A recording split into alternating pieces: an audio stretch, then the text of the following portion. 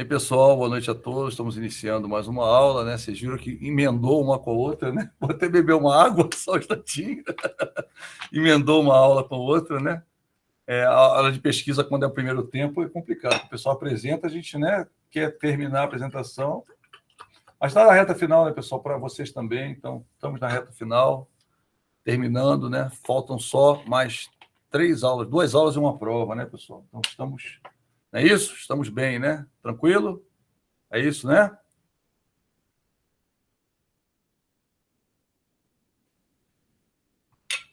A princípio, viu, a gente agendou a prova, eu não postei ainda por quê? E até devido a duas turmas me pediram para antecipar, a turma de vocês e a turma de pesquisa. Quer dizer, a de pesquisa, 2 alunos me pediram. A de vocês falaram de uma forma mais contundente, vamos dizer assim. Então, o que eu estou fazendo? Se eu conseguir terminar a matéria, tá? Até quinta-feira, até por isso que eu não postei ainda, tá, pessoal? Se eu conseguir terminar até quinta-feira a matéria, que está quase acabando, a gente dá a prova dia 29. Se eu não conseguir, tá, a gente dá a prova dia 1º, tá? Porque a gente teve um feriado, né? E teve a semana acadêmica, tá? Então teve o feriado e logo depois a semana acadêmica. Volto a dizer para você, a semana acadêmica eu estava contando com a semana acadêmica. Então a gente está com atraso de uma aula, eu não contava com feriado. Por incrível que pareça, entendeu? Então, olha, já tem gente aí conta. O pessoal quer dia 1º mesmo, beleza. O que tem dia 29? Outra prova? É isso? Dia 29 não, pelo amor de Deus. O que houve? O que tem dia 29 aí? Conta para mim aí. O que tem dia 29? Tá. É moleza, de qualidade é moleza, não é não? Moleza. Eu também dei aula dessa disciplina há muitos anos. É moleza, tranquilo, né? Tranquilo. Tá bom, então, dia 1º seria melhor, né, para vocês. É que eu também não queria esbarrar com a de pesquisa. Tá bom. Então tá legal. Eu transfiro uma a outra. Então tá. Então a gente mantém dia 1º, né? Pode ser? Vai ter ninguém chorar, não? Então a gente mantém dia 1º, tá? Então, beleza. Foi até bom vocês terem falado. Por isso que eu gosto de combinar com a turma. O professor de negociação é assim, né, pessoal? Ele tem que negociar, não tem jeito. Faz parte da vida, não tem jeito, né? Então vamos lá. Vamos então iniciar a partir do último slide que a gente viu na aula passada, tá? Então vamos lá. Estamos quase terminando, falta bem pouquinho. A gente parou nesse slide falando que tem 2 tipos de decisões, que são aquelas programadas. Boa noite, Vitor. Tudo jóia? 2 tipos de decisões são aquelas programadas, tá? E aquelas não programadas. As programadas é aquela que você faz sem olhar, que a gente brinca, porque você já fez uma vez, ou tem alguma coisa escrita que um outro gestor fez, por exemplo, né, uma peça defeituosa que chega e você, o que você faz? Já tem a decisão, quem você procura, como você procura, para quem você envia, o que você faz. Então, você já sabe o resultado, tranquilo, é aquele caminho que você vai seguir, ponto final. E a decisão não programada, ela vai surgir com o aparecimento de uma situação nova, ou seja, chega algo novo, vamos dizer assim, e aí você não sabe o que fazer, não sabe por onde começar, faz uma análise, tenta, você vai chamar pessoas para te ajudarem, porque a gente vai falar desse tipo de decisão, né? A outra decisão, um dia ela foi uma decisão não programada, mas agora ela já passou a ser uma decisão programada, então você sabe exatamente como proceder. Então, por exemplo, é a primeira vez que você abriu uma loja, digamos assim, começou a trabalhar com um determinado fornecedor, veio uma peça com defeito. Aí você procurou, ligou, fez, aconteceu, correu atrás, né? E aí você conseguiu saber o caminho para você levar aquela peça. Né? Então, quer dizer, uma coisa que a primeira vez deu trabalho, depois não deu mais. Você já sabe, deu peça com defeito? Liga para fulano traz aqui, fulano... Quer dizer, você já tem um esquema todo na mão. Mas tem coisas que acontecem uma vez na vida. Por exemplo, né? A companhia aérea endividada, né? Aconteceram 2, né? Foi 2 casos famosos aí que a gente tem no Brasil, que é o caso da Transbrasil primeiro, depois o caso da Varig, né? Para você ter uma ideia, pessoal, só eu gosto de citar porque é um caso que eu vivenciei, eu conheci a gente que trabalhava na Varig, né? A Varig era a maior empresa aérea do Brasil e da América Latina, só para você ter uma ideia como é que o negócio era. E qual foi uma das coisas que a Varig insistiu muito? É na questão de manter. O time que está ganhando não se mexe. Então, a única empresa do Brasil que tinha primeira classe, que tinha aquilo outro, era a Varig. Era a única que tinha. Tanto é que até hoje, alguns aviões aí que foram adquiridos, né, que a Gol adquiriu da Varig, etc., eles mantiveram, um ou outro avião eles mantiveram, mas a maioria realmente não existe mais. A verdade é essa. Por quê? Porque o lugar da primeira classe ele ocupa quase, se você pegar os lugares da primeira classe, 5 lugares da primeira classe ocupa quase o espaço de 8 bancos da classe normal, ou até mais, né? Dependendo da... Tem banco aí que você entra meio encaixado no banco, né? E fica encaixado ali, travado ali, não tem como se mexer, né? Tem uns até... Eu andei uma vez no avião que eu tinha que o pé não tocava no chão, que eu tinha que fazer assim com a perna, porque... Bum! E aí até batia na perna do cara que estava na frente, estranho, né? Bem apertado. Não vou nem dizer a empresa, mas hoje em dia eu faço questão de não viajar nela, mas tudo bem. Nem sei se ainda existe. Vamos lá, a não programada é mais ou menos assim. Então, acontece um problema na companhia endividada, você tem vários caminhos, várias alternativas, né? Você pode fechar a empresa, você pode vender a empresa, você pode fundir com outra empresa, né? Você pode fazer N coisas, né? Pode vender uma parte da empresa, né? Então, a decisão se escolheu a decisão de fusão das duas companhias, nesse caso, tá? É uma decisão que você vai fazer uma vez, provavelmente você não vai fazer nunca mais. Ou outras que você vai fazer sempre, mas a primeira vez, né? A gente nunca esquece, como a gente brinca, né? A primeira vez é a pior decisão, você tem que tomar uma decisão e como é que você vai tomar essa decisão de uma forma segura, se você não sabe um bolão de coisa, né? Se é uma coisa... Eu vou te falar como é que acontecia comigo, né? Eu fui ser gestor da área administrativa de uma diretoria, tá? Então, gerente de divisão da Diage, que era o nome, tá? Diage era a divisão, né? Diage, divisão... nem lembro mais, já faz tanto tempo, mas tradução, divisão de apoio à gestão, tá? Então, Diage era isso, divisão de apoio à gestão. E aí, o que acontecia? Estava lá na Diage, de vez em quando apareceu agora o pessoal quer fazer determinada coisa, olha, apareceu um negócio aí, a contabilidade é que faz, tem uma instrução dizendo que a contabilidade é responsável por fazer isso daí, apareceu, já bateu em 2 divisões aqui, ninguém sabe como é que faz, jogava no meu colo, tá? Era bem comum, acontecia isso, porque cada divisão tinha, vamos dizer, as tarefas bem delineadas, né? E a divisão administrativa faz tudo que as outras divisões não fazem, ainda cuida de orçamento, cuida de funcionário, cuida da recepção de documento, entrega de documento, cuida do arquivamento, tudo, né, que não era uma coisa específica de contabilidade, a Diage cuidava. E aí jogavam lá, e aí jogaram um negócio para mim, ó, tem que fazer, agora apareceu na instrução tal, tinham mudado a instrução, que agora a contabilidade é responsável por isso aqui. E era um negócio, uma coisa grave, inclusive a gente não tinha nem orçamento para fazer. E aí, como é que vai resolver? Né? O que acontece? Você não sabe, né? Nem por onde começar, que é algo novo. Aí o que você faz? Você começa a ligar para um, liga para outro, liga para quem... Esse trabalho novo no banco, surgiu pela primeira vez. Não, a área tal fazia, você liga para a área tal, o que é que fazia isso aí? Ciclano, aí você... Ou seja, se às vezes você perde um tempão para fazer uma análise da situação, verificar o que aconteceu, como é que era feito, por que mudou, por que saiu de lá e agora está com você, está com a tua diretoria. Então, isso era muito, vamos dizer assim, isso não era muito comum, não acontecia todo dia, mas, digamos assim, tinham várias ocorrências durante o mês disso daí. Às vezes, quase tinha semana que tinha 2 ocorrências, 3, né? Não era tão comum. O comum era o dia a dia, né? Era você ter as programadas. As não programadas não eram tão comuns assim. Então, o que acontece? O nosso foco aqui, todo dessa parte que a gente vai falar de processo decisório, são as não programadas, tá? Então, o nosso foco é esse. Por quê que a não programada é o nosso foco? Por um motivo muito simples. A programada, tem até, cara, uma vez feita, nem o gestor precisa mais se envolver, ele pode passar para um subordinado, para alguém. Lembra que a gente falou que tem decisões que você passa para outras pessoas? Você pode passar para outra pessoa, por quê? Porque, né, você já sabe o que tem que fazer, você passa exatamente o roteirinho para ele fazer e ele faz, tá?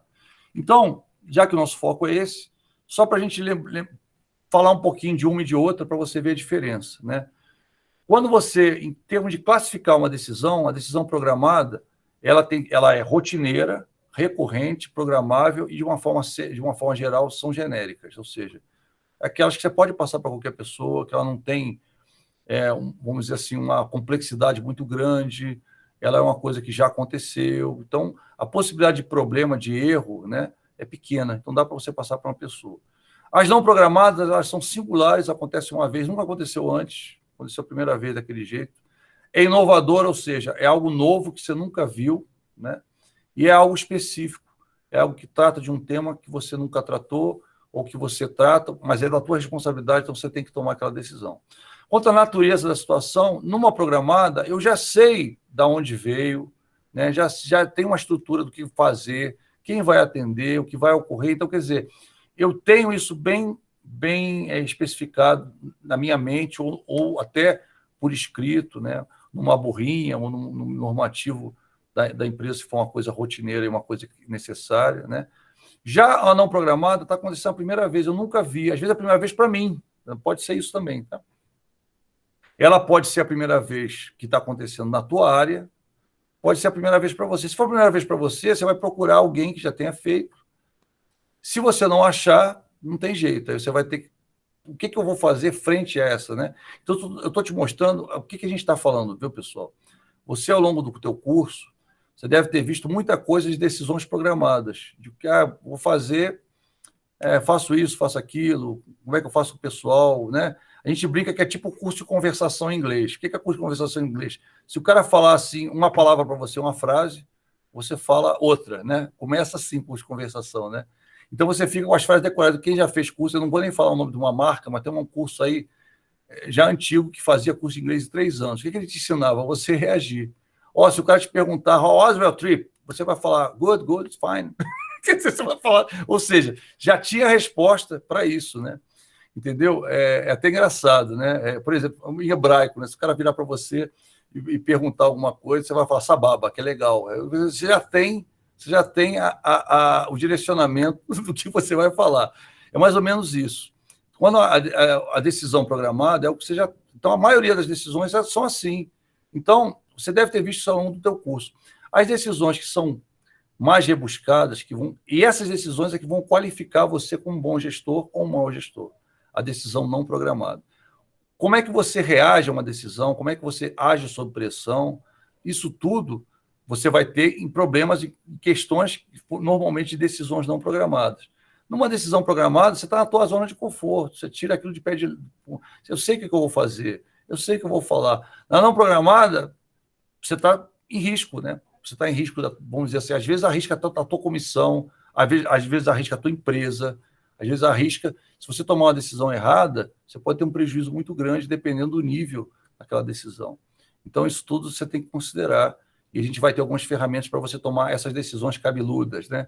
É igual que eu falei para você, brinquei com você, né? Quando a gente aprendeu negociação, eu mostrei para você um processo bem básico, né? Aí fui melhorando para um processo colaborativo básico, depois para um processo colaborativo mais intrincado e, finalmente, um modelo, que é o modelo dos modelos, né? Que é o que tem a parte de neurociência, que é um modelo neurotática de neurociência, que é um modelo que realmente é aplicável a qualquer tipo de situação, mas é um modelo que leva muito tempo. É mais ou menos isso. Você tem uns frameworks que a gente vai falar, um frameworkzinho que você vai lançar a tua decisão ali dentro, vai usar umas ferramentas, tá? Mas, é claro, você vai usar isso na não programada. Na programada você não precisa usar. E a não programada é o que você mais tem, né? Perdão, a programada é o que você mais tem. A não programada você vai ter de vez em quando. Só que a ideia é, de vez em quando aparecer, você tem que ter humildade de reconhecer que você tem que usar um modelo de decisão para não ter uma decisão empírica, uma decisão baseada nos achismos ou, olha, eu entendo que é para a gente ir para lá. Tá? O feeling é necessário, tá? A intuição é necessária, mas nem tudo é intuição. Tá? Então, a intuição normalmente é a última coisa que você usa, só naquela de você ter dúvida se realmente é para fazer assim ou não. Né? Então, quanto à natureza da situação, essa é bem definida e estruturada, a outra não definida e estruturada.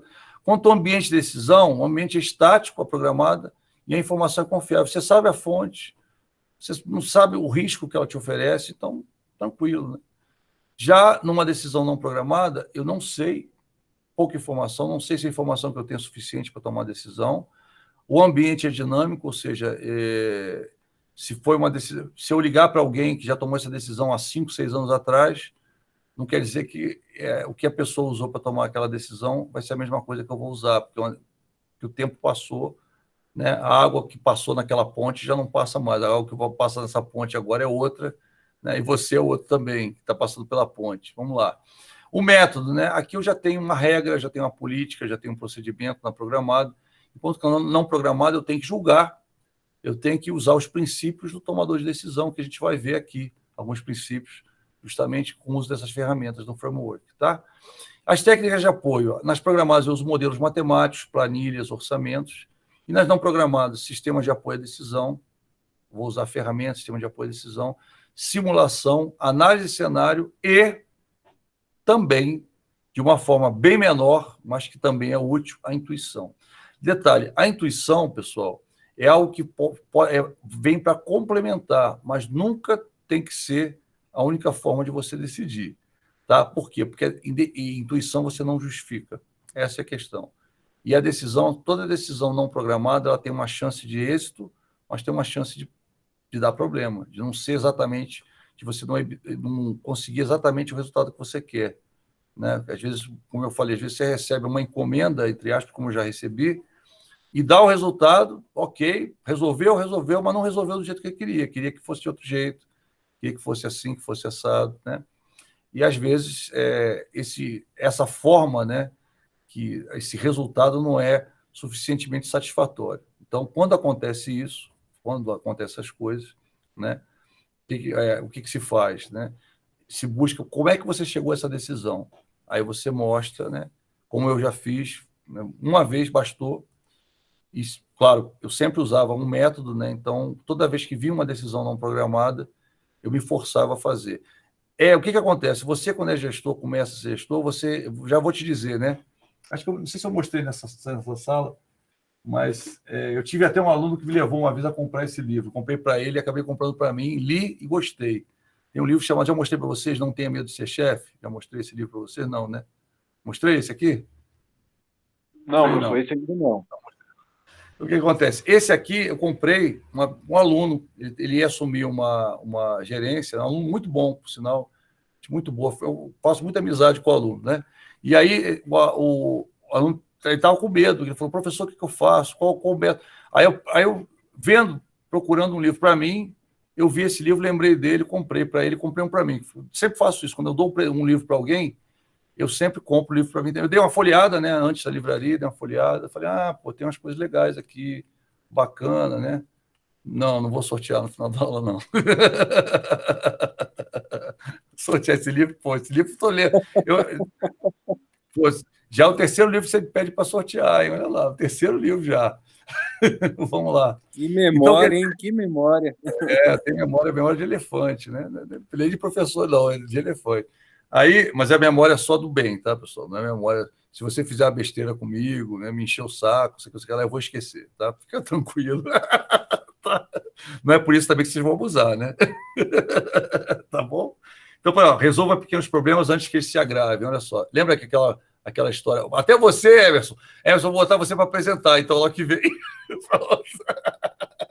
Tá vendo? Ó? Aí não, professor. O que eu falei para você? Olha só, o que eu falei para você? Lembra? Nunca seja omisso, olha só o que ele diz aqui. Resolva os pequenos problemas antes que eles se agravem, tá vendo? Não só os pequenos, os grandes também. A gente, às vezes, quer resolver os grandes problemas e esquece os pequenos, né? Então, é muito importante isso. Opa! Sabia. Aí, aquela história, né? Tem a história do escorpião e do sapo, já contei para vocês, né? Então, é impressionante, né? É o escorpião e o sapo. A gente olha as coisas... impressionante, determinadas posturas, né? Não é de aluno, não. Dessa vez não é de aluno, não.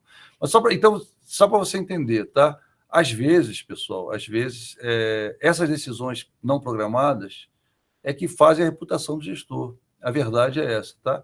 Um gestor que faz o dia a dia as programadas, tudo bem, qualquer um faz. As não programadas é que fazem você ser reconhecido, né?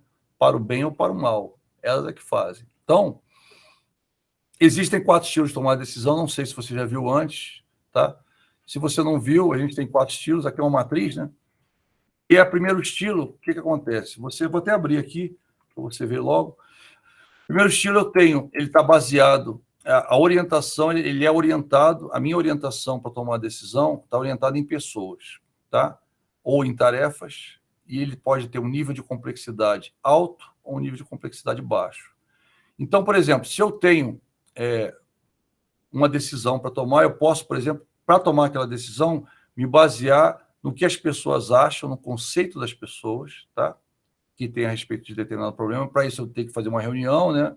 Um brainstorm, alguma coisa assim. E aqui, com alto nível de complexidade, eu vou me calçar de dados, de informações, para tomar essa decisão. Essas decisões aqui são as decisões, normalmente, que exigem mais do gestor. Então, você chega, o que você quer? Você quer, vamos dizer assim, atender o que as pessoas acham a respeito de determinado tema e, ao mesmo tempo, ter dados suficientes, né, para que as duas coisas se encontrem, né, e você tome a melhor decisão possível. Tá? Então, esse estilo conceitual é o que eu gosto mais, vamos dizer assim, mas ele é aplicável em um tipo de situação. Tá? Qual situação? Ele é aplicável nas situações onde você não está decidindo sozinho, você tem outras pessoas te ajudando na decisão. Então, você pode chamar pessoas, você tem tempo, que se demora. Eu estou tanto, vamos dizer assim, ouvindo as pessoas, como eu também estou ouvindo os dados. Então, é um tipo, vamos dizer assim, é um modelo mais seguro? É um modelo mais seguro. Tá? Eu tenho um estilo comportamental, que eu estou, vamos dizer assim, com nível de complexidade cognitiva baixa, ou seja, eu não estou me baseando muito em dados e eu estou me baseando muito nas pessoas, né? Estou me baseando mais nas pessoas. O que significa isso? Sabe aquela decisão que a gente chama de decisão de panelinha? Ou seja, o meu grupo, o grupo que eu faço parte, quer que eu aprove aquele negócio, né? E o resto não quer. Eu vou aprovar porque eu sou da panelinha A, então eu vou decidir assim, tá? Então, quer dizer, isso é muito comum, principalmente no meio político. Se você já teve algum parente político, você sabe disso. Quando a pessoa não quer votar, porque é contra a ideologia dela, mas ela faz parte de uma panelinha, sabe o que ela faz? Ela falta. Sabia? Lá na Câmara do Senado, eu tive um colega meu que ele trabalhava lá, eu falava assim, cara, por que esse pessoal ganha tão bem e falta tanto? Aí ele riu e falou assim, sabe por que eles faltam? Eu não sabia. Porque ele lá faz parte de uma panelinha, faz parte de um partido, o partido está votando a favor de determinada coisa. Se ele for, ele vai ter que votar, e às vezes é o suicídio político dele, votar naquilo. Ele vai se queimar com a base dele, etc. Ele não vai ser reeleito mais. Aí eu falei, tem lógica, interessante, né? Eu não sabia. Não sabia, aliás, tem que diminuir isso aqui, né? Deixa eu olhar aqui só um instantinho. Não sei o que acontece, tem acontecido muito aqui nesse computador. Eu acho que ele altera sozinho a questão que aqui, ó, aqui no slide está legal. Eu pego isso aqui, na hora de apresentar, ficou grande, tá vendo? Aí vamos lá. Deixa assim, daqui a pouco eu mostro, então. Pronto. Então, aí aqui eu estou baseado em questões políticas, em panelinhas, o que o pessoal, vamos dizer, que me elegeu, né, votou. Então, a minha opinião, até pessoal, não vale tanto. Eu quero agradar determinados stakeholders da minha empresa, tá? Com relação a isso, entendeu? Então, por exemplo, uma vez eu acho que eu comentei com vocês que eu vi uma apresentação fantástica de algo para fazer no trabalho, acho que eu comentei com vocês. A garota apresentou, achei massa, muito bacana, tinha uma pessoa sentada do meu lado. Aí, na hora, pessoal, quem é a favor, vota. Eu votei a favor, o cara me olhou de cara feia assim. Aí eu não entendi, abaixei a mão, mas já tinha votado. Aí eu falei para ele, pô, cara, achei fantástica a apresentação dela, tem tudo a ver, a ideia dela é muito boa, não sei o que, não sei o que lá. Aí, por que você não votou? Você não achou a ideia boa? Não, achei até a ideia boa, mas eu sou do outro grupo, ela é da outra panelinha do fulano de tal. Não... Ou seja, não importa a ideia, importa, entendeu? O que o grupo quer que eu vote. É mais ou menos isso, tá? Esse estilo comportamental, infelizmente, existe em muitas empresas, né? O cara vota segundo a maioria. Sabe aquela história, por exemplo, uma coisa que a gente, quando faz SWOT em grupo para estratégia, eu trabalhei muito com isso, né? De vez em quando ainda faço. Então, o que acontece? Eu estou num grupo, vou fazer análise SWOT lá com o pessoal, e o chefe, o diretor quer participar, o dono da empresa quer participar, eu falo para ele assim, você faz o seguinte, você fica calado, falo para ele assim, seja o último a se manifestar. Aí um deles, uma vez que eu vou falar, não, que besteira, por que eu vou ser o último? Eu vou incentivar o pessoal. Eu falei para ele assim, quanto você aposta que você vai falar e todo mundo vai falar igual a você? Aí ele olhou para minha cara e falou assim, Não, que é isso, o pessoal tem opinião, você quer apostar? Então vamos lá. Ele falou um negócio, não teve opinião divergente, todo mundo falou a mesma coisa, ele olhou para minha cara assim, como quem diz assim, verdade, né? Ele falou assim, o céu o céu é uma cor bem nojenta, o céu é verde, tá? Não, chefe, isso mesmo, o céu é verde, é isso aí, não sei o que, não sei o que lá. Por quê? O cara, ele quer votar para ficar bem com o chefe, né? Então, falou, tanto faz o que eu votar, o importante é o cara me ver bem, para amanhã ser promovido, não sei o quê. Então, tem essas coisas, tá? Ou então não ser perseguido, né? Tem outro lado também, poder coercitivo, né? Mas existem os dois poderes. Existe aquela questão mais orientada por tarefa, ou seja, e tem um nível de complexidade baixa, o que eu faço? Eu coloco num processo que eu já tenho na empresa, tá? E aí vê, pessoal, e vocês que trabalham aí com fechamento aí de impostos, isso daí parece ser um imposto, dá uma olhada aí, dá uma analisada. Ou seja, eu coloco num fluxo que eu já tenho na minha empresa. Então, eu jogo naquele fluxo, tá? E aquilo ali para tentar ser resolvido. Eu faço tipo uma proxy, né? Tal coisa, né, é parecido com isso e eu resolvi assim. Então, eu vou e resolvo dessa forma também. Ou seja, eu estou resolvendo de acordo com o processo que eu conheço, que é existente, e eu jogo no mesmo processo para tentar resolver. Às vezes é uma forma de eu decidir alguma coisa, também é um processo. Eu posso jogar nesse processo e decidir tudo daquele jeito, se for o caso, entendeu? Ou seja, é uma forma que eu escolho. E tem um estilo analítico, onde eu tenho uma complexidade elevada, ou seja, eu tenho a questão bem elevada, a questão dos dados, eu faço uma análise bem grande nos dados, né? Uma super análise de dados aqui, tá? E eu verifico o que eu faço na empresa também e comparo se é uma coisa nova, se dá para se aproximar, mas aqui eu não estou nem muito preocupado com os dados, porque, né, tem um nível de complexidade baixo. Mas aqui eu estou preocupado com os dados, sim. Eu faço análise de cenário, eu faço uma série de coisas, até estou mais preocupado com isso, e aí verifico o que eu já tenho na minha empresa e tento aplicar. Então, eu tenho esses 4 estilos, tá, de decisão, de processo de tomar decisão. Para qualquer coisa, pessoal, vai estar entre um desses vértices aqui. Tá? Qualquer coisa em termos de decisão numa empresa, tá, ela é tomada de acordo com isso aqui. Aqui é uma decisão mais política, né? Aqui é uma decisão mais contemplando os stakeholders, que eu acho o estilo melhor, né?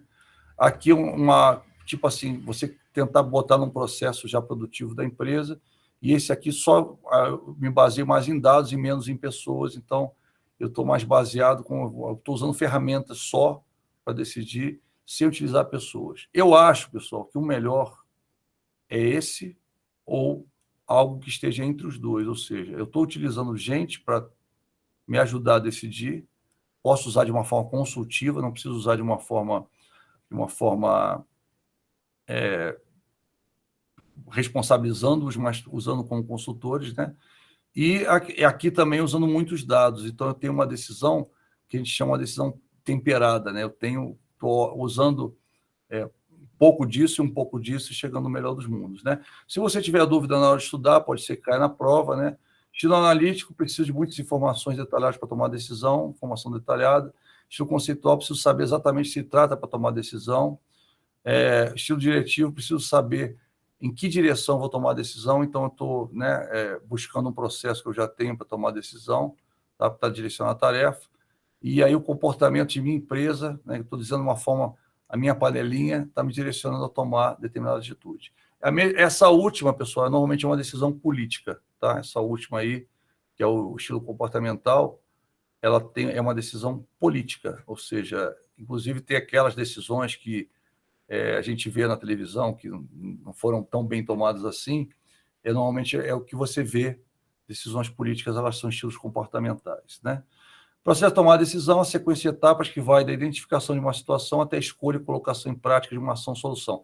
Eu estou nivelando, eu sei que você já conhece isso aí, então vou passar rápido, tá? Essa parte eu sei que você já conhece, eu passo rápido. A parte que eu sei que você talvez não conheça, eu vou mais devagar um pouquinho. O processo de tomar decisões é parte do trabalho dos administradores e destacado constantemente diversos gestores e estudiosos de administração. Você viu a semana acadêmica? Só para você ver, é presença constante semana acadêmica, você ter 3, 4, 5, 6 trabalhos sobre tomar decisão, né? Né, Micaela? Não é, Micaela? Micaela está aí? O trabalho dela foi sobre isso, né? Foi sobre a questão da decisão, comportamento, né? Foi bacana o trabalho dela, gostei. Tá aí, Micaela? Tá aí? Tá aí? Nem estou vendo aqui, tá? Tá em silêncio. Tá bom, tá bom. Tem vários de vocês que fizeram trabalho nessas áreas, né? Não só vocês de outras turmas. Sempre tem. Claro que muita gente usando pandemia, né?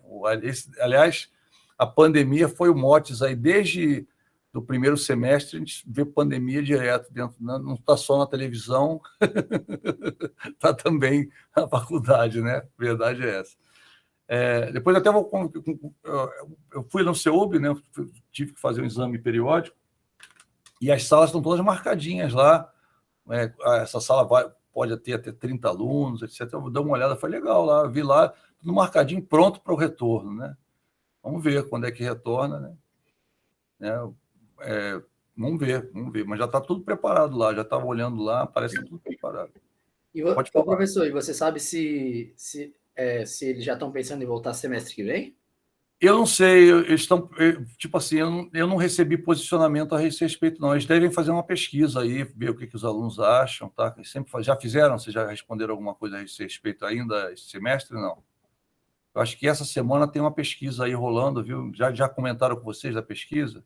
Não, eu não estou sabendo. Tem uma pesquisa rolando aí, tá? Deixa eu ver se eu até mostrar para vocês aqui, deixa eu ver se eu acho. Tem uma pesquisazinha rolando que vão chamar vocês para fazer uma pesquisa. Que faz todo semestre, eu acho, mas tem umas novidades aí, e eu acho que talvez isso aí também seja cogitado, essa questão aí, o que você acha quanto ao retorno, acho que isso sempre está sendo perguntado, né? Vamos esperar. Então, quer dizer, nada, o pessoal pensa muito, viu? Eles são bem comedidos, são bem assim. Eu gosto muito, tá, do modelo de decisão do CEUB, eu acho muito legal, muito aplicável. Eles são bem. Deixa eu ver aqui, abrir aqui só um instantinho. Ver se eu acho aqui. Estamos na sala dos professores. Tchan.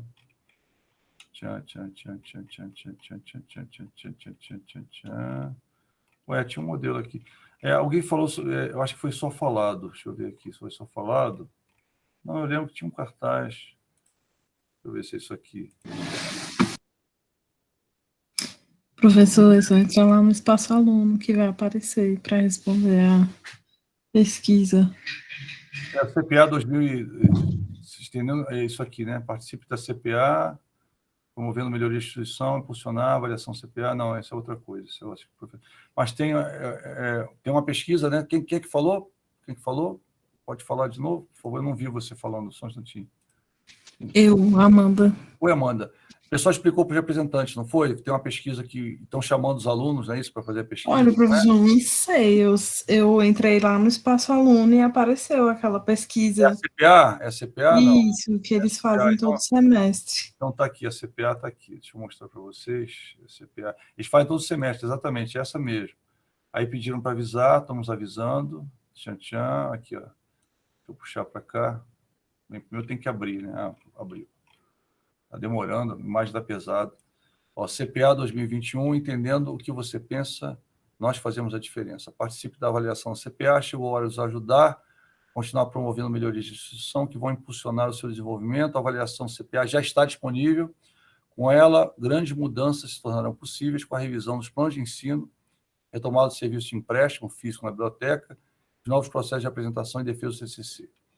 As respostas são anônimas, os participantes não serão identificados. Em caso de dúvidas, fale com a gente pelo CPA Uniceu BR. Aí clica aqui, ele vai para avaliação, né?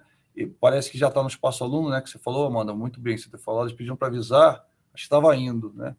E aí responde a pesquisa, viu, pessoal? Legal. Até eu acho que isso aí deve ser abordado na pesquisa como foi no semestre passado, né? E no outro semestre. A questão da vontade dos alunos no retorno presencial ou não. Cada um, né, sabe de si. A gente está vendo que estão vacinando, né? Agora começou a vacinar, já fui vacinado, já tomei a primeira dose. Ah, professor, era para chamar o professor tomar uma dose só. Pois é, né? Eu fiz o cadastro, coloquei meus dados lá no sistema, não sei o quê, mas não fui chamado até hoje. Chamaram gente aí só estou vendo chamar muita gente de colégio público, de colégio primário particular, até porque, né, para eles é mais difícil a questão de ensino à distância, né, por causa do equipamento, etc. Mas não estou vendo, pelo menos do CEUB, eu não conheço ninguém que foi chamado para tomar vacina como professor a não ser que tivesse comorbidade, tivesse feito cadastro de comorbidade. Eu não conheço. Pode ser que tenha, mas eu não conheço. Eu tomei a vacina por idade, né? Então, demorou, saiu agora, semana passada, tomei a vacina. No dia seguinte, fiquei com dor no braço, só isso. Foi a única coisa que deu, não senti mais nada, né? Dizem que o problema não é na primeira dose, na segunda, tomara que não seja assim, mas vamos lá. Né? Só falta é sempre bem, agora só falta, só que a próxima é só em setembro. Tomei a Pfizer, né?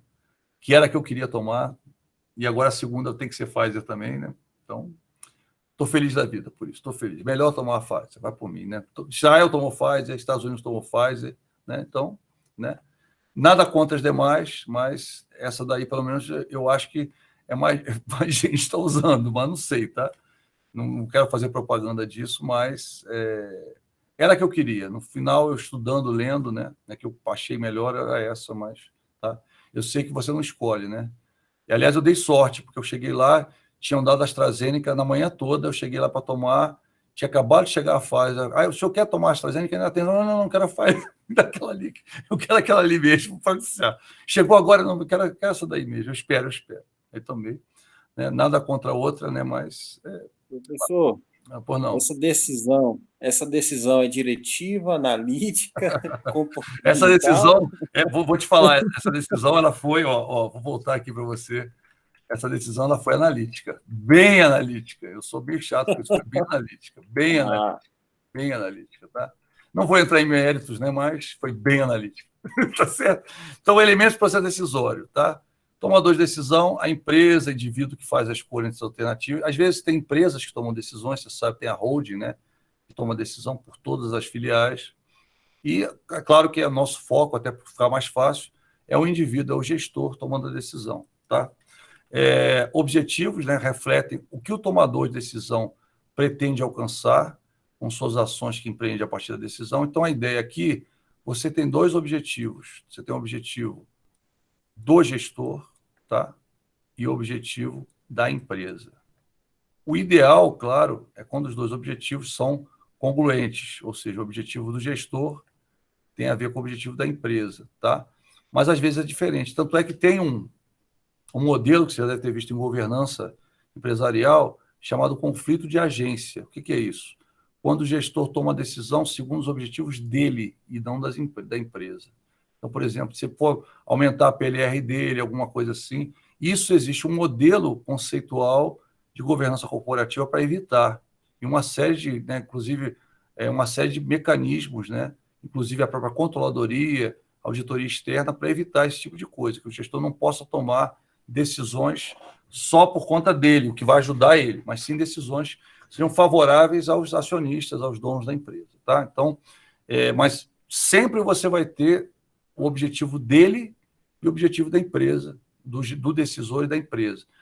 A ideia é, claro, que prevaleçam sempre os objetivos da empresa. Né? Para isso, você tem até uns mecanismos para isso acontecer, mas, por mais que a gente não vamos ser naivos, não vamos ser simplórios, né, em achar que o decisor, né, não vai... não, vou desconsiderar tudo que eu acho e vou tomar a decisão só pela empresa. Tá? Por mais que ele tome a decisão pela empresa, ele vai sempre analisar, né, vai ter sempre aquela análise que ele vai fazer pessoal dele. Né? Então, tem os objetivos dele também. Né? Porque a gente sabe que tem decisões que, inclusive, quando são tomadas, às vezes são em malefício do próprio gestor. Né? Então, essa questão, por isso que eu estou falando, porque eu já vi isso acontecer. Eu já vi gestores que tinham que tomar uma decisão A e tomavam a B porque eles sabiam que se eles tomassem a A, mais adiante eles iam se prejudicar. Então, eu vi isso acontecer, ninguém me falou não, tá? E a gente questionava, falava assim, por que o cara tomou essa decisão? Se ele não tomasse, ele ia se ferrar, ele ia se dar mal, tá? Então, a questão é você ter meios para isso. Por que eu estou falando isso? A gente vai ver mais adiante, tá? E tudo a ver. A ideia é que decisões muito importantes para a empresa não sejam tomadas por uma pessoa, e sim por um colegiado, né? Por algumas pessoas juntas tomem essa decisão para evitar esse viés. Porque, por mais que a gente ache que não tem, ele existe, tá? Eu vi isso para acontecer poucas vezes, mas eu vi acontecer. Não dá para dizer assim, olha, eu trabalhei numa empresa que tinha um processo de governança fantástico. Tá? Eu trabalhei no processo de governança um tempo, era um processo parrudo, um processo pesado de governança. Mesmo assim, na hora H a gente viu umas coisas esquisitas. O cara tomando uma decisão, sabe por que o cara tomou? Por razões políticas, né? Que na verdade é benefícios pessoais, né? Ele tomou. Teve até um caso emblemático, até de um conhecido meu, cara, eu conhecia ele era até meu amigo de Facebook, né? Depois disso eu analisei a continuidade dele lá ou não. E esse cara, ele tomou a decisão porque determinado partido político botou ele em determinado local, e aí o partido queria que ele tomasse uma decisão, ele tomou, né? Depois ele respondeu por isso, né? Então, mas ele tomou a decisão, e aí quando ele foi perguntado, ele virou e falou assim, a gente, né, foi perguntado lá dentro da instituição, eu tomei a decisão segundo o meu partido. Ou seja, ele não viu os interesses da empresa e, claro, foi punido por causa disso, tá? Mas só para você entender que isso acontece, tá? Mesmo em empresas até privadas isso acontece, não só em públicas, nem só economia mista, né? Empresa privada também. Aí, panelinha, eu tomei a decisão porque o meu amigo que me colocou aqui falou para eu votar assim. Isso aí acontece, tá? Preferências, né? Refletem os critérios que o tomador de decisão usa para fazer decisão. Por exemplo, o tomador de decisão escolhe as ferramentas que são mais fáceis, as que eles gostam de usar. Tem várias ferramentas, mas tem umas que ele gosta mais. Processo, ele escolhe o processo, ele escolhe quem ele vai consultar para ajudar ele a tomar a decisão. Então, quer dizer, existem preferências pessoais, né, do tomador de decisão que também devem ser consideradas, e, claro, eu tenho que usar formas de minimizar o impacto dessas preferências na tomada de decisão dentro de uma empresa. Para isso, o que eu vou fazer? Eu vou usar a ferramenta, mas vou usar de uma forma mais coletiva e menos individual, para diminuir o viés da ferramenta, tá? Na hora de decidir. A gente vai falar disso mais adiante também. A estratégia, a ideia é que toda decisão tomada numa empresa, por qualquer gestor da empresa, tenha como fim atingir um objetivo empresarial. Então, eu tenho que seguir a estratégia da empresa. Lembra que eu comentei com você? Se eu não comentei, estou comentando agora. Vamos lá. Eu acho que eu comentei, mas comentei comentando agora. O que é uma estratégia? Estratégia são várias decisões que você toma em direção a alguma coisa. Então, você tem uma decisão, outra decisão, outra decisão, outra decisão. Você toma várias decisões em direção a determinada coisa, tá? Está tomando aquelas decisões, o que vai acontecer? Você está em rumo a atingir, alcançar aquele objetivo, né? Ou então chegar àquela visão de futuro, tá? Então, você está direcionado para que toda a tua decisão tem que ser direcionada para aquilo, né? A ideia você não é tomar uma decisão errada. Eu vou dar um exemplo para você, que foi até um exemplo que eu usava quando eu dava aula de administração estratégica. Eu dou aula de planejamento e orçamento empresarial. Eu já dei aula há muitos anos de administração estratégica, ou seja, foco administrativo, né? Então, uma coisa que, por exemplo, tinha um exemplo que eu dava, Museu Afro-Brasil, tá? Aí tem a missão do Museu Afro-Brasil, que é o quê? Divulgar a cultura afro-brasileira no país, né? Então, quer dizer, a missão é essa, divulgar a cultura, né, fazer isso, né? A visão de futuro é que vire um espaço de referência, né, na divulgação da cultura afro-brasileira no Brasil, tá? Então, quer dizer, virar porque na época ele estava começando, então a visão era essa. E aí, vamos trazer qual a ideia do Centro Cultural, né, museu? É trazer coisas realmente, né, afro-brasileiras, né? Trazer coisa. E aí, o que acontece? Quando você vai no Museu Afro-Brasil, você não vai querer ver, por exemplo, uma mostra do Rembrandt. Eu adoro o Rembrandt, acho fantásticos os quadros dele, acho demais, mas eu não vou no Museu Afro-Brasil para procurar uma mostra do Rembrandt. Eu vou procurar o quê? Coisas da cultura afro-brasileira, né? Então, eu também sou doido, né? Rembrandt, tem vários artistas que eu gosto. Tem um, a gente vê, quando eu fui em museu, eu falei, não, esse aí é diferente, né? Você entende o estilo, né? Bacana mesmo, eu gosto muito de arte. Acho que tudo, o belo é bacana, né? Tudo bonito é bacana, né? Mas eu acho a arte, às vezes, a técnica que o cara usou para colocar é fantástica, né? Eu começo a olhar e fico, às vezes, minutos, até meia hora, às vezes, olhando um quadro grandão, tinha um quadro, eu acho que foi Guernica, que eu olhei. Cara, eu fiquei, assim, horas olhando Guernica. Foi uma coisa assim que eu fiquei cheio de detalhe. Eu falei, esse cara levou meses para pintar, né? Capela Sistina, então, nem se fala, né? Coisa de louco. Você fica assim, fica com a dor no pescoço, tanto olhar para cima assim, fica doido, né? Na verdade, quer dizer, são coisas maravilhosas que você vê, realmente são, né? Você sai de lá com dor do pescoço, né? De Amsterdã, exatamente, tem um museu em Amsterdã, exatamente, que é do Museu do Rembrandt, exatamente, isso aí. Isso, Rijksmuseum. Parece que sai, né? Parece que sai, as coisas parecem sair da tela, né? Impressionante. É lindo, lindo mesmo. Fantástico, fantástico. E aí o que acontece? Estratégia, ou seja, Aí eu não vou no Museu Afro-Brasil para ver uma mostra do Rembrandt. Me amarro no Rembrandt, mas se eu ver lá, eu vou achar estranho. Porque eu não estou entrando no museu para ver uma mostra né, que não tem a ver com foco, com a visão de futuro. Né? Mesma coisa uma empresa. Você pega uma empresa, por exemplo, vamos dizer assim, de pensar numa coisa mais... o exemplo que eu uso é tão forte que acaba sendo difícil a gente ver outro exemplo. Deixa eu ver um exemplo assim. Você vai, por exemplo, numa empresa... Você vai, por exemplo, na Disney, né? Na Disney, que é um lugar assim de alegria, um lugar assim, né? Que você brinca igual criança, que você pode entrar em brinquedo de criança, entra, né? Em alguns, tem uns que você não entra mais. Então você entra naquele negócio, se diverte, né? Etc, bacana. Aí você vê um negócio lá, por exemplo, você vê lá uma obra que tem lá no Yad Vashem, no Museu do Holocausto, lá no meio. Cara, você vai olhar... Cara, sério, eu entrei no Museu do Yad Vashem, né? Fantástico, o museu é muito bem feito, fantástico, fantástico, fantástico, fantástico. A ideia do museu é para quê? Para nunca mais acontecer o Holocausto, nada tão horrível como aconteceu, né? A coisa até que, cara, você sai de lá, cara, é impossível entrar naquele museu sem chorar, é impossível. Eu acho assim, é ser muito frio você entrar na primeira vez e não chorar naquele museu. Aquele museu, cara, dá aquele horror da guerra. Então, quer dizer, eu não posso pegar, por exemplo, uma obra do Steven Spielberg no museu, perdão, que ele pagou lá uma parte, né? Até tem a plaquinha que ele pagou, que é fantástico, super bem feito, super inteligente. Mas se eu pegar aquele negócio, transplantar para a Disney, você vai olhar aquilo e vai falar, pô, mas, né? Bacana, inteligente, mas não devia estar aqui, né? Por outro lado, você ir também para o Yad Vashem e achar um brinquedo, uma montanha-russa, não sei o quê, não tem nada a ver. Então, quer dizer, a ideia, você tem que seguir um curso de estratégia. As suas decisões têm que estar em linha com as decisões da empresa. Não podem ser uma coisa desgarrada, né, solta, largada, indo numa direção inversa. Tem que ir na direção. Todas as decisões têm que ir naquela direção. Por quê?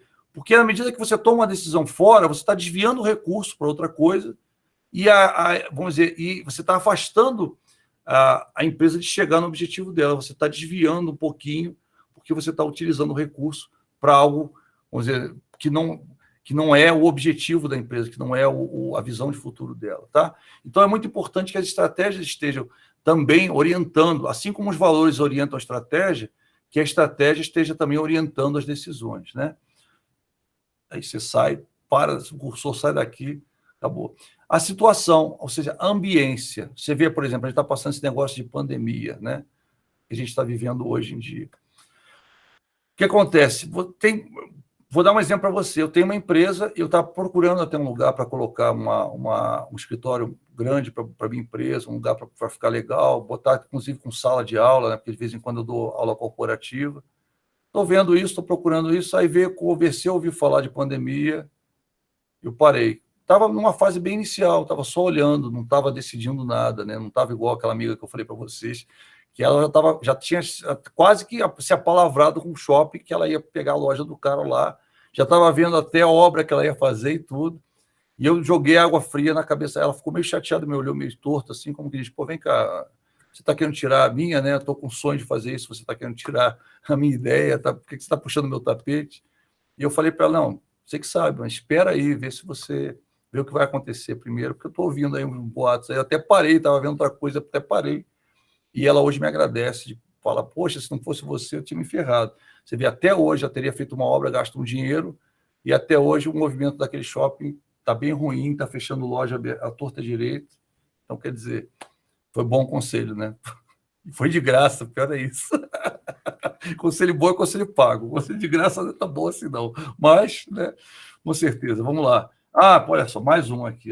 Meu Deus, o que houve? Cara, é o monitor, só pode ser. Estava funcionando uma boa, cara. Esse aqui eu já usei antes e não estava dando problema. Agora, não estou entendendo. Não estou entendendo, meu. O que é isso? Não estou entendendo o que está acontecendo aqui. Vamos lá. Tchan. Agora diminuiu demais também. Vamos lá, deixa eu ver. 20, 18. Ih, 18 é demais. Vamos lá. 6.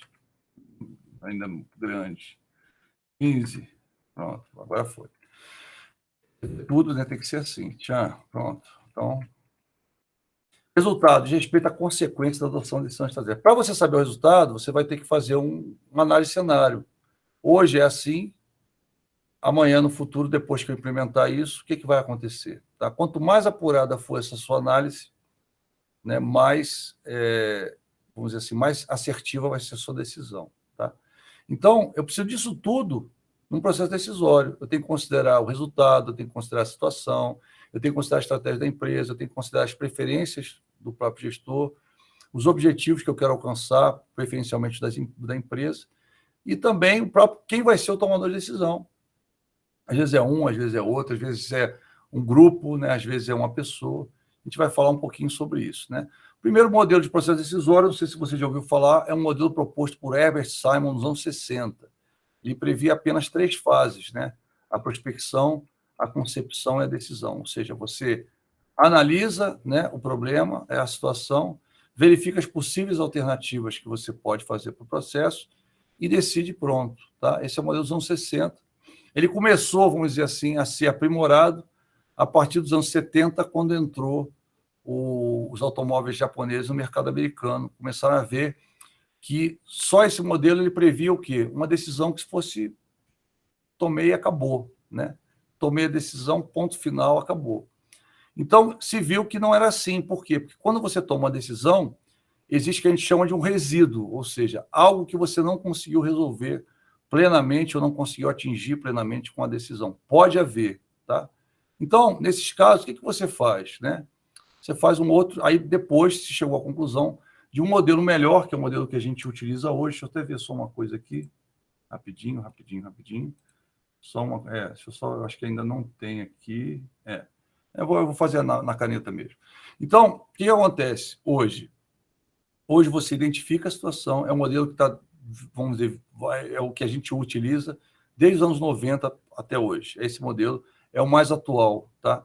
Então, eu identifico a situação, depois que eu identifico a situação, vem para cá, cadê? Você está aqui.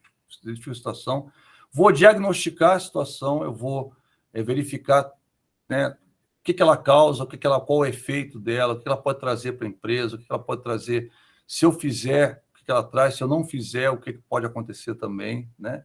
Então, eu vou analisar, diagnosticar o mais profundo possível essa situação. Depois, o que eu faço? Eu vou desenvolver várias alternativas, o máximo de alternativas possíveis que podem solucionar essa situação. Podendo ser um problema, como a gente falou, uma oportunidade ou uma ameaça. Normalmente, o problema na parte interna da organização, a oportunidade e a ameaça na parte externa. Então, desenvolvo as alternativas, avalio as alternativas. Tá? Então, no outro eu escolhia, esse eu avalio. Porque cada alternativa eu vou consumir um tipo de recurso e eu vou ter um tipo de resultado. Afinal, é o melhor resultado? É o melhor recurso? Né? Essa é a questão. Eu tenho que pensar e arrumar uma forma de escolher. Eu seleciono, implemento, parou aí? Não. Eu vou monitorar a implementação para ver se está indo do jeito que eu quero, porque às vezes são decisões, né, que têm um tempo de execução maior. Tá? Eu vou analisar e vou também, né, dar o feedback para o gestor, arrumar uma forma de um feedback, por exemplo, um indicador, uma meta, alguma coisa, para saber se eu estou alcançando aquele resultado que eu queria, né, se eu estou resolvendo a situação ou não. E aí, o que eu faço? Com base nessa monitoração, nesse feedback, eu pergunto, eu atingi o meu objetivo? Né? Se eu atingi o meu objetivo, ok, morreu. Atingi, morreu. Né? Parou aqui. Ou como o pessoal de informática gosta, fim. O fim, tá? Se não, o que vai acontecer? Eu vou analisar novamente a situação residual, né? A situação, o que sobrou dessa implementação, se ok, não resolveu ou até piorou. Eu vou analisar de novo a situação, vou diagnosticar de novo, vou desenvolver a alternativa, vou avaliar a alternativa, vou selecionar e implementar, e isso aqui vira um ciclo, né? Vira um ciclo de tomada de decisão na empresa, tá? Esse ciclo, pessoal, é o atual. Por quê? Porque hoje, devido à complexidade das coisas, né, se verificou que não dá para você simplesmente tomar uma decisão e achar que essa decisão vai ser suficiente para resolver o problema. Às vezes mas às vezes não é. Às vezes a própria decisão ela cria outros problemas que você tem que resolver. A gente sempre brinca na questão do remédio, né? Você toma um remédio para determinada coisa e você fica com uma úlcera. Você toma, Você toma um calmante, porque você está nervoso, e você fica com outro problema. Então, quer dizer, todo remédio, às vezes, tem uma consequência, né? E nem sempre essa consequência ela é boa para a empresa. Às vezes, você tem que tomar uma segunda decisão. Então, a análise e a monitoração, que antigamente não existia, ela passou a fazer parte de todo o processo decisório, tá? E aí, o processo pode ser centralizado ou descentralizado, vamos falar rapidamente, que você já deve ter visto isso também. Descentralizado, tomador de decisão mais próximo da situação e das pessoas envolvidas, as decisões são mais rápidas, estimula o senso de responsabilidade e a motivação dos empregados. Quanto mais informações e de melhor qualidade disponíveis para a decisão, tá? Desvantagens, falta de uniformidade. Se eu estou descentralizando, cada pessoa que está tomando a decisão vai tomar do seu jeito, os objetivos do tomador de decisão que vão estar mais coerentes. As decisões são míopes, porque aquele negócio farinha pouco, meu pirão primeiro, né? Então, ele vai considerar apenas uma parte da decisão, a parte que afeta ele levar sempre à frente, né? E o tomador de decisão não conta, a maioria das vezes, com suporte de especialistas. Como ele está numa área, viu, pessoal? Às vezes ele não está lá no top, não está na alta administração, ele não tem órgão de staff, ele não tem pessoas assessorando ele, né? Então, normalmente, a decisão está mais com ele, com a equipe dele, que tem uma visão míope, né? Então, não conta com suporte especialista e nem está acostumado a tomar decisão. Ele foi delegado a decisão para ele, vai ter que tomar, mas ele está tomando aquela decisão não programada, talvez pela primeira vez na vida dele. Ele é um gestor que está tomando a maioria das decisões que ele toma, são, por exemplo, gerente de produção. A maioria das decisões que um gerente de produção toma, normalmente são programadas, né? Porque ele está acostumado, a produção, né, já vem de antes, o que pode acontecer, eu acho que a maioria das coisas já foram mapeadas, então, tirando a pandemia, né, que mudou muito a rotina das pessoas, a maioria estava lá, né? E aqui o que acontece? A descentralização demanda um esforço gerencial muito maior, né, da coordenação entre as unidades administrativas para evitar decisões conflitantes. O que acontece? Um gestor de uma área da empresa ele vai ter que conversar com todo mundo, combinar. Por quê? Porque a autoridade dele vai ser questionada, né? Se o líder da empresa toma a decisão, o pessoal, né, chuta o cachorro, porque se o cara chutar ele vai ser demitido, né? Então o cara vai fazer o quê? Não, sim, senhor, foi ótimo. Foi ótima a decisão, né? Quem sabe já viu comendo a pessoa, você está namorando, né? Aí namorado ou namorada traz o prato para você come aquela comida horrível, assim, fala, tá gostoso, meu amor. Mais ou menos assim, né? O cara manda aquela decisão no cara, o cara olha para o líder da companhia e fala assim, é melhor dizer que tá bom, né? Porque se eu disser que tá ruim, esse cara me demite, né? Então, quer dizer, quando você tem a decisão descentralizada, o cara vai ficar criticando o outro, então ele tem que combinar bem, porque para ele até, né, se o cara se der bem, tiver uma, vamos dizer assim, marcar ponto, né, o outro cara que é colateral dele não vai marcar. Então tem aquele ciúme, né, empresarial que a gente sabe que existe. Não, professor, isso não existe. Claro que existe, né? Então, se tiver esse tipo de situação, né, a ideia é combinar bastante, chamar o cara, né, vamos fazer uma ação conjunta, né, né, o plano, o projeto é meu, mas vamos fazer uma ação conjunta, né, se der certo, eu recebo os louros, se der errado, a gente divide a responsabilidade, mais ou menos assim, né?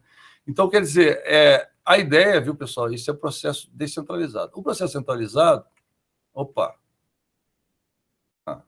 cadê? Acho que não puxou. O processo centralizado é o inverso, tá? A decisão ela é mais lenta, porque o cara tem que analisar, consultar as áreas, tá? Há uma uniformidade de decisões, justamente o inverso. As decisões são abrangentes, a pessoa ela consegue ver toda a organização, né? O tomador de decisão conta, né, com assessoramento. Eu até não trouxe, porque eu acho que, né, estou falando um, o outro é o inverso, né? Com certeza.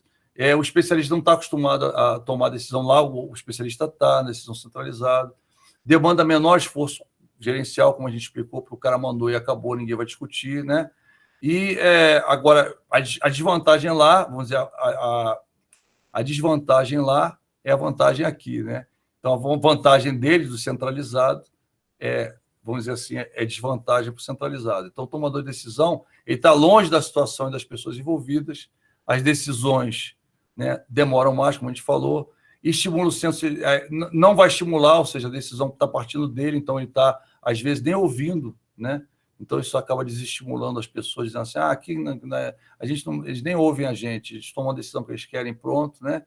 E, é claro, ele tem menos informação detalhada, ele tem mais informação resumida na mão dele. Então, ele tem que se calçar, chamar as pessoas das áreas para obter essa informação, que acaba demorando no processo. Tá? Então, vamos lá.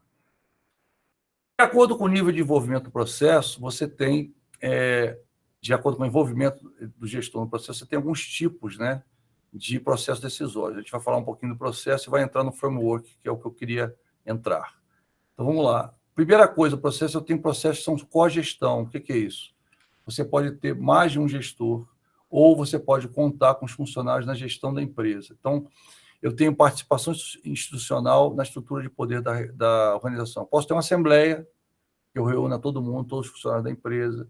Eu posso ter momentos, né, de decisão mais séria, que eu chamo todo mundo para uma sala, o pessoal decidir, aí faço uma votação, alguma coisa assim, tá? Ou então, no próprio gerenciamento do dia a dia, eu tenho representantes dos funcionários junto comigo. Por exemplo, na empresa que eu trabalhava, tinha lá um chamado representante Garef.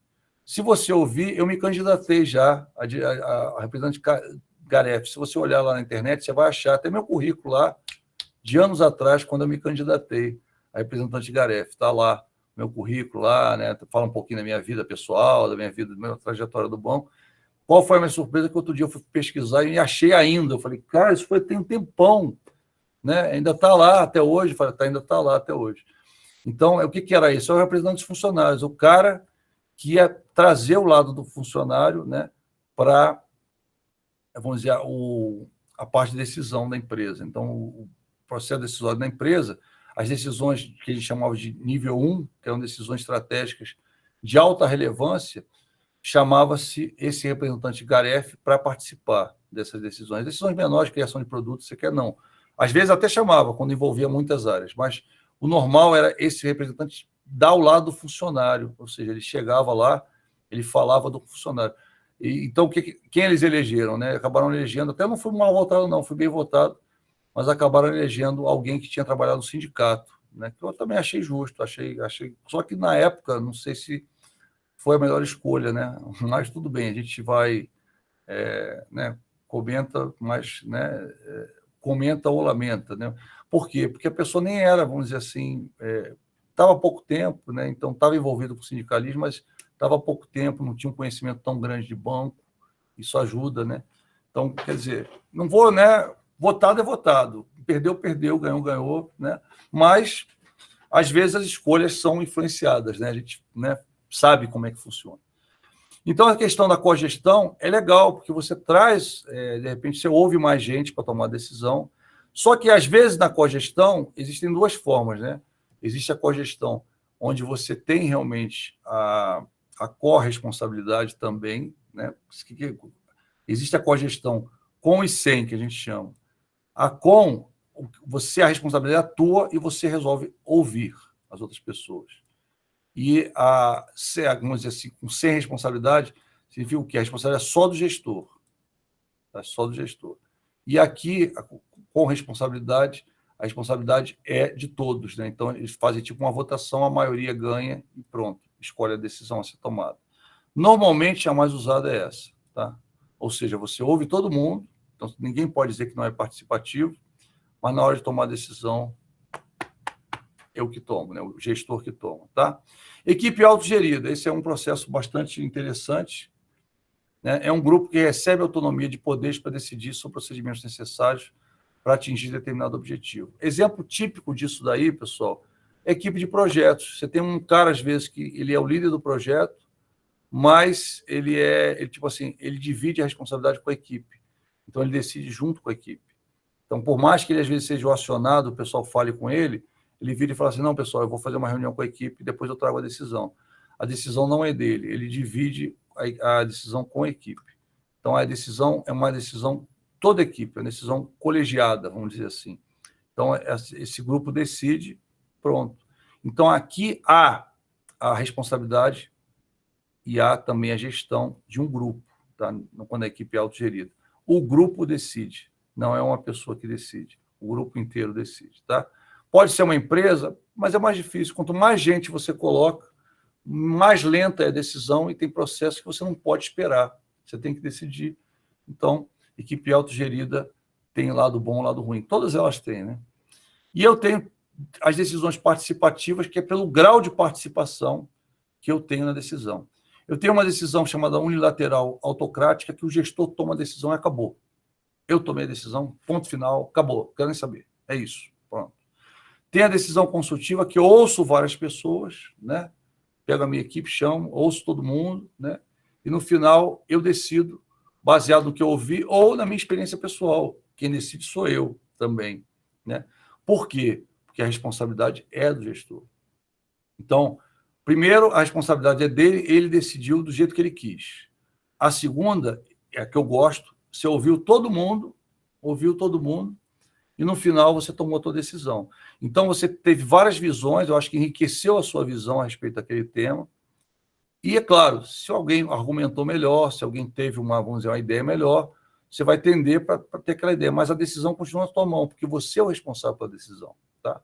Então, eu acho que é uma decisão legal. Você tem a decisão democrática, tá? A democrática ela tem um detalhe, né?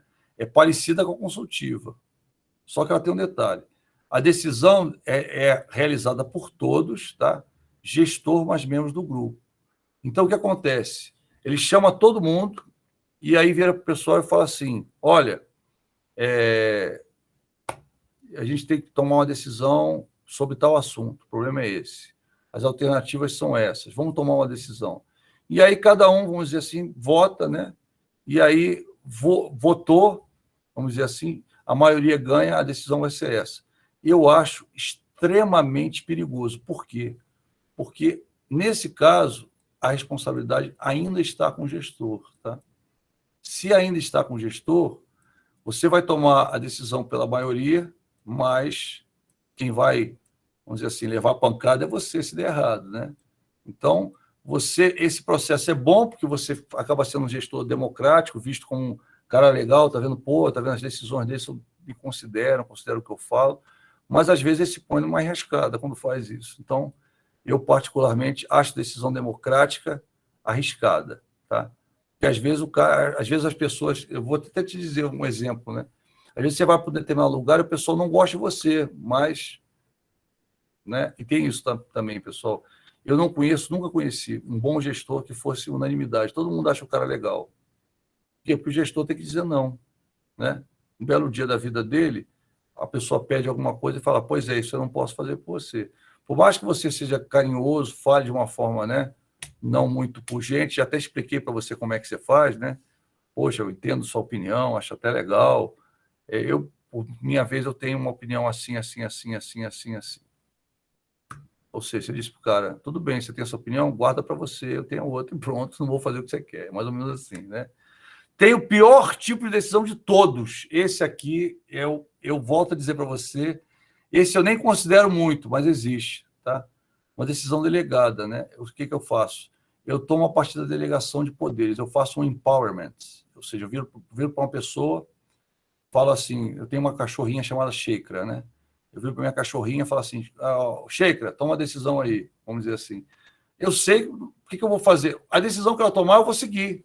Estou falando da minha cachorra para você ter uma ideia. Você não está na cabeça da outra pessoa, então você não sabe por que a pessoa está decidindo assim.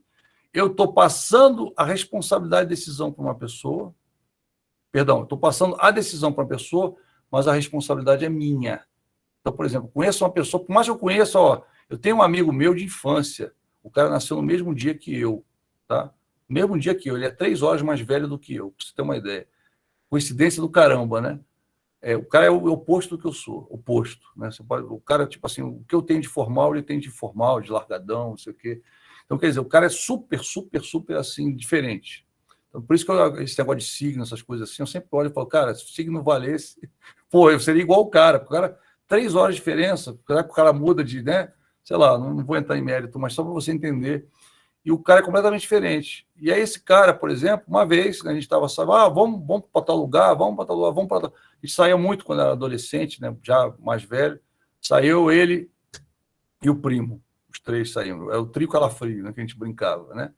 E aí o que acontece? Se você delega a decisão para a pessoa, você vai assumir a responsabilidade. Então esse cara, por exemplo, eu sabia que aquele cara era meio doidão. Eu falava para ele assim, gente boa, gostava dele a beça. Mas eu sabe, tinha coisa que eu não podia passar para ele. Estou falando de amigo. Mesma coisa trabalho. Às vezes você está trabalhando com um cara, o cara parece teu amigo, parece gente boa, não sei o que lá, bacana. Aí um dia você dá poder para ele, né? Quer conhecer teus amigos, dá poder para o cara, né? Eu sempre brinco. Aí você vira para o cara, fulano, tem uma decisão muito importante para tomar, eu vou viajar, cara, toma essa decisão para mim aí. Ah, você tem algum direcionamento? Não, fica à vontade, você vai tomar a decisão. O que acontece? O cara não está acostumado, eu acabei de falar dele, ele mandou uma mensagem no Facebook para mim, aí que barato, hein? Como é que pode isso, hein, cara? Fantástico isso. Acabei de falar do cara, será que está ouvindo? Acabei de falar, apareceu lá a mensagem do Facebook, assim, bah, comentário do fulano de tal. Cara, impressionante, né? Coincidência do caramba, né? Mas vamos lá. Então, o que acontece? Voltando, você passa aquela decisão para o cara e vai viajar. Aí você volta, né? O que houve? Como essa decisão? Por quê? Você passou para o cara tomar. Você não estava lá, mas, tipo assim, a responsabilidade continua sendo tua, né? Você tinha que ter dado uma orientação, dado um direcionamento. Isso é muito comum quando a pessoa viaja ou quando fica doente. Porque aconteceu comigo, né? Você lembra, eu acho que eu comentei com você, até hoje me pergunto, você já teve algum acidente de trabalho? Já. Uma vez eu saindo do trabalho, fui almoçar perto lá do prédio do banco, aliás, do prédio novo, que por sinal eu não gosto, nunca gostei, sempre gostei do prédio antigo. Trabalhei anos e mais anos no outro prédio, nunca aconteceu nada. Estava menos de 6 meses nesse prédio, novo. Aí tinha uma calçada lá próxima, a calçada tinha um limozinho, né? Eu andando, né, começou a chuviscar. Eu estou andando. Aí tinha um pessoal na minha frente, eu fui passar pelo lado. Aí eu pisei no limo, o limo estava molhado, eu escorreguei e caí com a mão assim. Aqui estava o paralelepípedo, né? A minha mão fez isso assim, tá? Eu tive fratura comitiva na mão. Sabe o que é fratura comitiva? Quebra tudo, assim, quebra tudo. Quebrou tudo o pulso, né? Quebrou tudo. Eu fiquei 45 dias com o braço engessado. Não quis operar e deu certo, né? Que não afastou. Então, o que aconteceu? Ficou um cara no meu lugar e tinha uma decisão muito importante para tomar. E aí, nesse meio tempo, eu estava preocupado, né? E aí, aconteceu comigo, por isso que eu falo, porque às vezes acontece isso. E aí, o cara, ele não me ligou, não fez nada. Eu liguei para ele no dia. Não, fulano, tu tá de licença, não sei o quê, não posso te ligar. Pô, tu estudou isso aí tem que fazer isso, fazer aquilo outro. Não, deixa comigo, não sei o que lá. Tudo bem, o cara tomou a decisão. Aí, né, fiquei foi mais uns 15 dias depois de eu ter quebrado o pulso. Passou o tempo, passou. Aí eu voltei, passou um mês, cara. Veio um cara me cobrando. Por que você tomou essa decisão? Não sei o que lá, blá. Cara, a responsabilidade era minha. Eu tive que consertar, desculpa a expressão, a sujeira que o cara fez. Cara, deu um trabalho muito maior do que se o cara tivesse me ouvido e tomado a decisão. Então, quando você delega uma decisão, se deu poder à pessoa, tem chance de dar certo, mas tem chance de dar errado também, né? E dei errado, cara, você que vai responder. Então, eu acho que a decisão delegada é de um risco altíssimo, elevadíssimo. Então, particularmente, eu não gosto, mas existe, né? Existe o caso que eu contei para você, que eu tive que delegar, está de licença. É aquela história, eu podia nem ser responsabilizado, eu estava de licença, então não seria responsabilizado de uma forma direta, mas eu era gestor, então eu tinha que ficar atento, né? Eu fiquei, só que eu liguei para o cara andou. Falou assim, não, pô, você está de licença, quem vai tomar essa decisão sou eu. Ele tomou naquele sentido de ia aparecer, que era um negócio muito, né, sério, só que ele apareceu negativamente, eu depois tive que consertar, me deu um trabalho muito maior, viu, pessoal? A delegada não é boa. Por quê? Porque você contém a responsabilidade, você tem a responsabilidade, ainda está com você, mas você deu a decisão para outra pessoa, você empoderou outra pessoa, tá? Então, né, quem vai responder é você que quis empoderar, né? Então, é importante isso. Esse caso que eu falo de licença nem se aplica tanto, né? Mas a responsabilidade era minha, né? Então, eu fui cobrado, tá? Mesmo tendo de licença, não sei o que lá. Aliás, eu vou te contar uma história. Foi engraçado que quando eu estava com o braço quebrado, eu voltei, né? Fiquei 45 dias fora, licença, foi, como é que fala? Acidente de trabalho, foi na hora de almoço, tá? E aí, na volta do almoço, aí o que aconteceu? Só para você ter uma ideia. Nesse meio tempo que eu estava fora, alguém ligou meu micro, entrou no micro, não sei o que lá, e entrou num site que não devia ter entrado naquele período, e lá tem uma proteção, lá, né? E aí o que aconteceu? Eu voltei e recebi uma mensagem dizendo que eu tinha entrar do site tal, que não podia, tinha uma relação de site. E aí o meu chefe me chamou lá. Aí eu imprimi aquilo lá, né? Fui lá no executivo e no diretor. O cara pronto para me dar aquele sabão, né? Você já tinha passado uns 15 dias, 20 dias que eu tinha voltado. Quer dizer, tinha até esquecido que eu tinha saído, né? Que estava pressão super. E a mão não estava nem muito legal ainda, porque eu fiquei muito tempo. Aí eu fiquei com dor, só fazia assim com o braço, a mão só fazia assim, né? Ainda estava na fisioterapia. Aí eu cheguei, fiz isso, né? Como eu falei. Aí eu recebi isso, aí o chefe me chamou, porque você é assessor. Eu falei, cara, eu estava de licença saúde. Estava aí, licença. Estava aqui de licença, lembra que eu quebrei o braço. Aí ficou assim, sem graça, né? Mas tu não deixou o micro desligado? Eu falei, desliguei. Alguém ligou na minha ausência. Aí eu fui descobrir quem foi que ligou, né? Passei o nomezinho, ó, alguém abriu meu micro, não sei porquê. Fulano de tal abriu tal dia, ciclano de tal abriu tal dia. Aí passei a relação até. Aí os caras foram lá em cima do cara. Para você ver, a responsabilidade era minha, você está entendendo como é que é? Eu fui chamado da responsabilidade. Eu conseguia passar, tudo bem, esse outro caso. Mas só para você entender que existe isso. E existe o último caso. Esse último caso é melhor. A decisão consensual. Pensa em tribunal do júri americano. Tá? É mais ou menos isso. O que é? O grupo inteiro decide. A responsabilidade, ela é do grupo. Por que é do grupo? Por que aqui em cima não é e aqui é? Porque aqui o gestor está no grupo. Então, o que aconteceu? Ele está decidindo com todo mundo. Mas ele continua aqui, o gestor, tá vendo? Aqui não, é um consenso.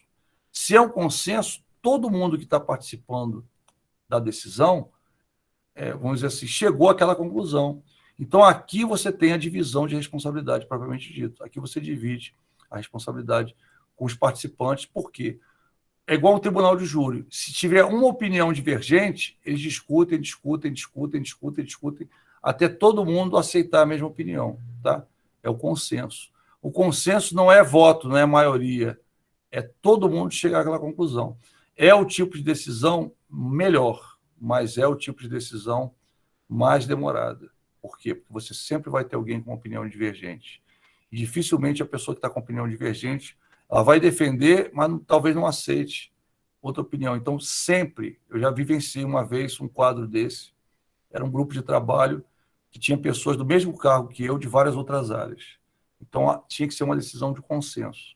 Cara, eram decisões, às vezes a gente fazia 10, 15, quase entre 15 e 20 reuniões para chegar numa conclusão do que fazer.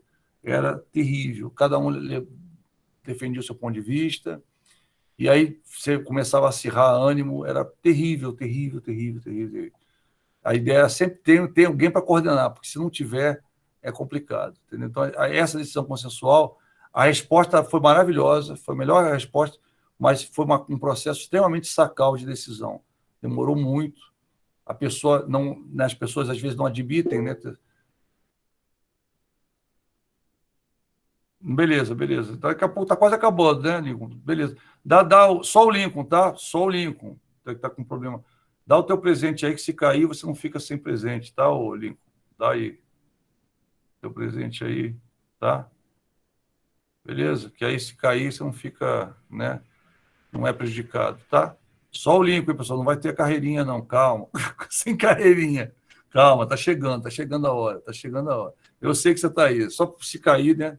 Tá? E garante para você não ficar sempre, né? Tem que ser justo. Tá mal para dar aula aí, né? Não vamos também. Só quero entrar, volta a falar, pessoal. Se bem que a gente já está com a data definida, então não tem tanto problema assim. Se não tivesse, eu estava até correndo para ver. Lembra que vocês queriam a prova dia 17, né? Vocês queriam a prova dia 17, acho, né? Não era? Era semana passada, não era isso? Acho que era nessa turma, né? Pô, pessoal, agora eu estou querendo adiar, colocar para o dia 29, vocês estão reclamando. Pô.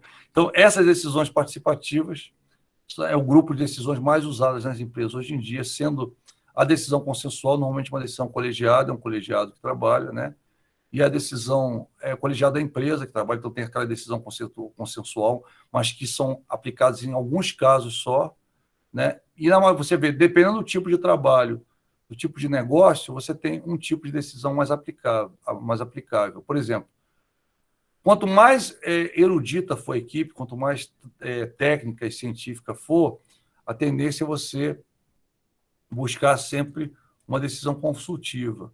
Quanto mais peãozada você tiver, o pessoal menos erudito, menos conhecedor, mais a decisão autocrática. Até porque tem determinados grupos de pessoas que, se você abrir muito, você não consegue decidir. Cada um vai botar o seu interesse pessoal.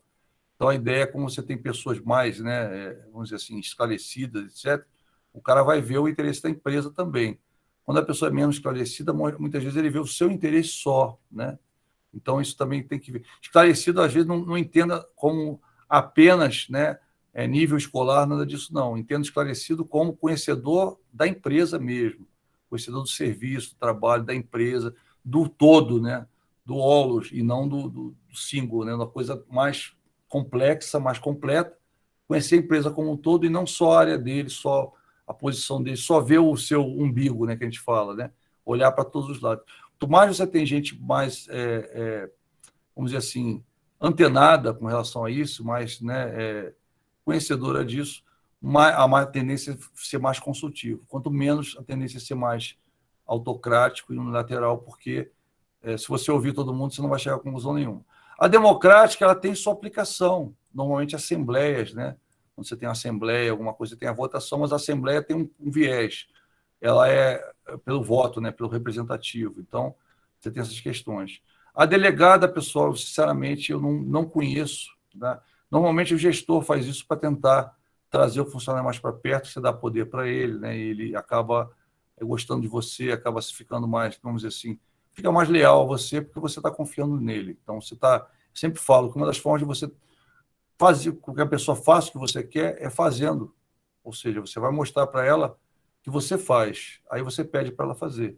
Agora, quando você faz A e pede para uma pessoa fazer B, é complicado, viu? Bem complicado. Eu acho que você só pode, vamos dizer assim, solicitar para alguém ter um tipo de comportamento quando você tem. Quando você não tem, é complicado, né? Você exigir do outro isso. Eu acho complicado. Acho que a gente sempre gerencia pelo exemplo, né? Eu acho que você gerencia mais pelo exemplo do que falando, do que você tendo um argumento, né? Porque argumento, se você lê Schopenhauer, você vence, né? Mesmo se você não tiver com a razão, você vai vencer a discussão, né? Eu li um livro do Schopenhauer, é bem difícil a leitura, comentei com vocês, mas você vai vencer a negociação. Agora, vale a pena? Às vezes você faz um inimigo, né? Então, às vezes você tem que propositalmente perder para evitar um problema mais sério depois, né? Tem até uma frase que o pessoal gosta muito, está muito em voga, né? Você quer ser feliz ou está certo, né? Busque sempre ser feliz, porque o feliz dura mais tempo. O certo nem sempre, tá? Mas vamos lá, vamos continuar. Vamos falar, né? Então, existem decisões unilaterais, autocráticas, decisões consultivas, decisões democráticas e decisões delegadas. Lembrando que as mais comuns, né? As mais comuns são essas duas. Essa aqui, tá? E essa aqui. As outras, você vê menos, essa aqui um pouquinho mais, essa aqui quase não vê. Um pontinho aqui sobre... Normalmente você tem esse padrão, tá? Processo decisório usa as ferramentas de auxílio à gestão. Eu queria terminar a aula falando sobre isso com você. Então, foi proposital. Eu queria chegar aqui, por isso que eu dei até uma corridinha. A gente fala das ferramentas na aula que vem. Então, só para você falar, esse aqui é um modelo de framework. Aquele modelo que eu mostrei para você antes, que esse aqui, ó, esse modelo, eu estou planificando ele na forma de um framework. Eu peguei todas essas fases, está vendo?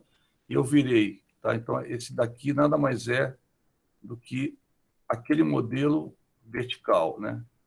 Aquele modelo estava horizontal, transformei no modelo vertical. Então, aquele modelo está multidirecional, né? Eu transformei no modelo vertical.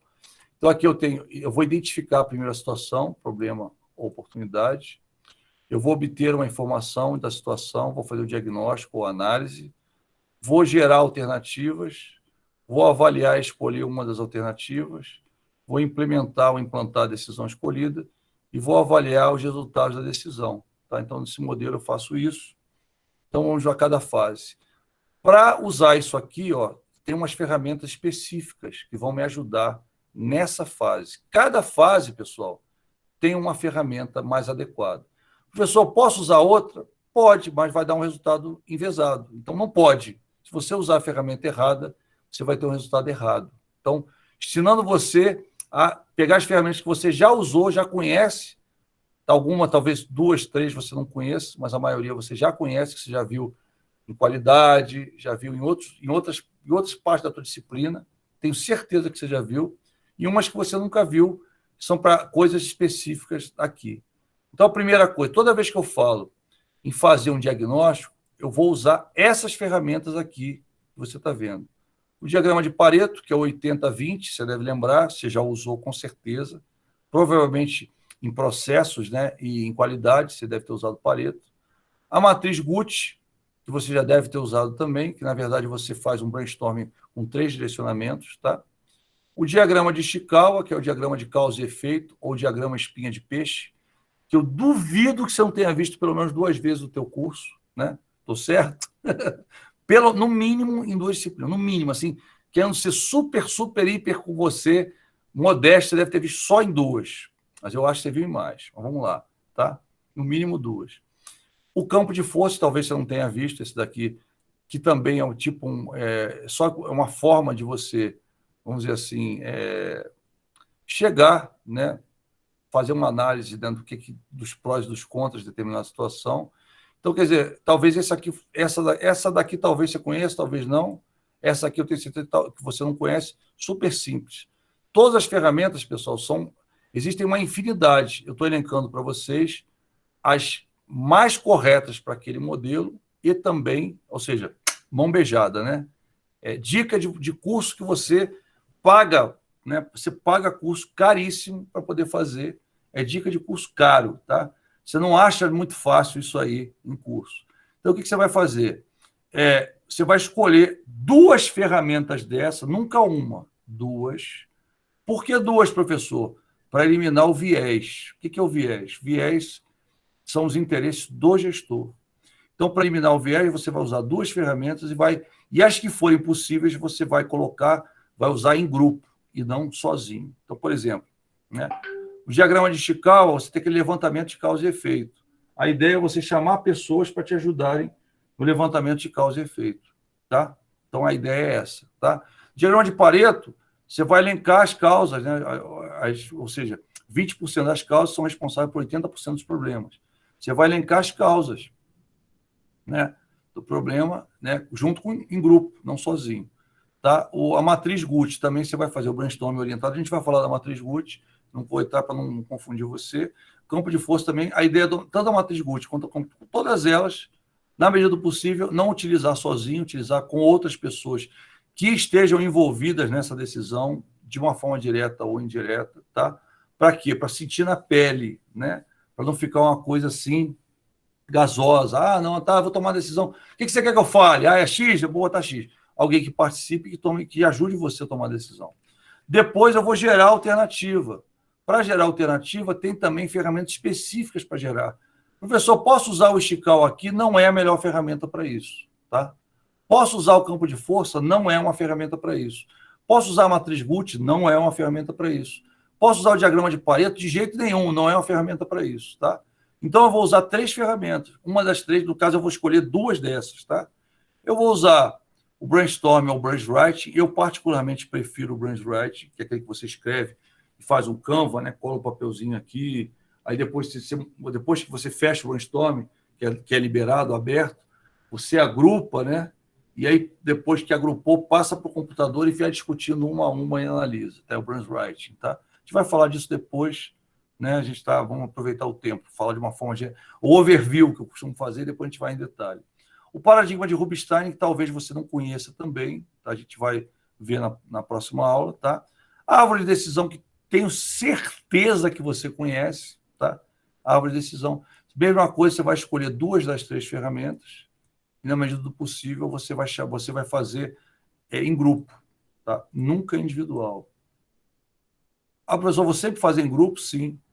Por quê? Para a tua visão não contaminar você, não direcionar segundo o que você quer. Ah, professor, e se eu quiser tomar uma decisão e eu queira realmente comprovar uma decisão, mas eu quero tomar a minha decisão, aí você não vai chamar as pessoas, né? A ideia é tu vai tomar aquela história. Usar uma ferramenta dessa inadequadamente perde sentido, né? Talvez seja melhor até não usar. Se você quer tomar uma decisão uma decisão empírica, né? você quer estar com a ideia de fazer isso, né? Fica a dica, não faça. Vai por mim. Use uma ferramenta e tome uma decisão científica, uma decisão técnica que não possa ser questionada, entendeu? Eu sempre falo, né? Se você não é a decisão, é como você toma a decisão que faz a diferença, tá? Se você toma uma decisão de orelha, né, e dá certo, ok, o pessoal vai aplaudir você ou vai dar um tapinha nas costas. Tudo bem, ninguém vai questionar você se você tomar uma decisão certa. Bom, talvez pergunte como é que você chegou a essa decisão, né? Mas se você tomar uma decisão errada, todo mundo vai te questionar. Aí você vai ter que comprovar por que você tomou. E se você tomou a decisão baseada em achismo, foi um prazer te conhecer. Normalmente é assim que acontece, tá? Às vezes você dá até uma segunda chance, mas você já está queimado. Se você já está queimado, você não tem chance de subir, não tem, né? Até o teu cargo está em risco. Pode amanhã você perder. Então tem que tomar cuidado com isso, tá? Então, você vai usar o paradigma Brainwriting ou Brainstorming, o paradigma de Rubinstein e o árvore de decisões. Você vai usar 2 modelos. Eu, particularmente, eu costumo usar o Brainwriting e a árvore de decisões. Particularmente, eu uso essa. Por quê? Porque a árvore de decisão, ela já te dá um detalhamento de cada alternativa e você é a única ferramenta que você tem 2 fases dessa, né?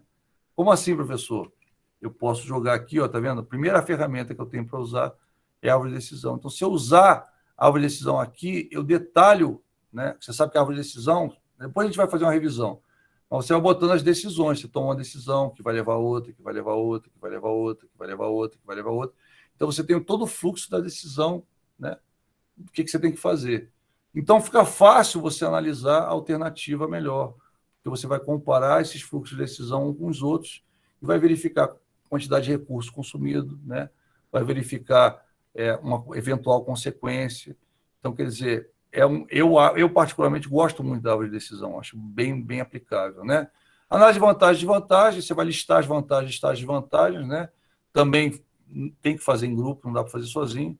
Essa aqui, pessoal, é a que eu mais gosto, tá? Até porque eu usava a técnica Delphi quando eu trabalhava em segurança, lembra? Até na época do livro, né? Os 4 anos trabalhei em segurança, eu usava a técnica Delphi. Qual foi a minha surpresa saber que eu podia usar também para tomar a decisão? Porque, na verdade, ela considera o risco, né? E o impacto cruzado dentro das alternativas. Então, ela é demorada, não é rápida, trabalhosa, né? Não é fácil, mas ela dá um resultado muito bacana. A análise multicritério, que talvez você também não conheça, você escolhe vários critérios e aí considera, né? Numa matriz, né? Você considera os critérios que levam você a decisão. A gente tem até um exemplo dela. Essas aí que eu vamos dizer assim, coloquei uma linhazinha, né? Eu acho que vocês não viram. Se tiver visto, eu vou passar mais rápido. Essas que eu já sei que você já conhece, eu vou passar muito rápido, tá? Mas, se você tiver uma dúvida, eu tenho mais slides para explicar, tá? Então, tá tranquilo. Pessoal, 2 coisas que eu queria falar com você. Aproveitar que a Carolina já deu o presente. Pode dar presente, primeira coisa. Obrigado, Carolina. Pode dar o presente, tá? Primeira coisa é essa. A segunda coisa, 2 coisas que eu queria falar com você que são urgentes. Eu preciso fechar as pautas, tá? Da semana acadêmica e as pautas posteriores à semana acadêmica, porque está travado, né? Eu quero fechar tudo, tá? Então, eu preciso fechar antes da prova e antes de apurar a menção 3. E por causa dessa história aí do certificado, aquilo ali que você está sabendo, está atrasando. O que aconteceu? O professor Marcelo falou para todos os professores para que o aluno não esperasse chegar ao certificado.